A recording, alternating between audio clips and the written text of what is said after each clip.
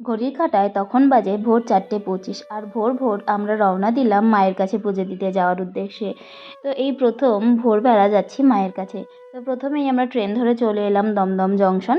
Dumdum junction থেকে Dankuni local ধরে আমরা চললাম গন্তব্যস্থলে।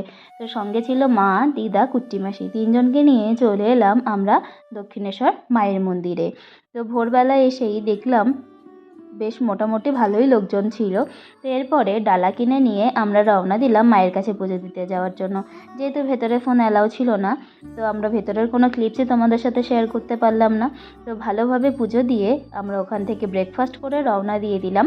তো আমরা চলে এসেছিলাম কলেজ স্ট্রিটে। তো কিছু বই কেনার ছিল, যেহেতু অনেক সকাল সকাল কলেজ স্ট্রিটের সব দোকানও খোলেনি। তো যেহেতু আমি যে দোকান থেকে বই কিনি সে দোকানটা খোলা পেয়ে সেখান থেকে বই কিনে নিয়ে আমরা রওনা দিলাম বাড়ির উদ্দেশ্যে।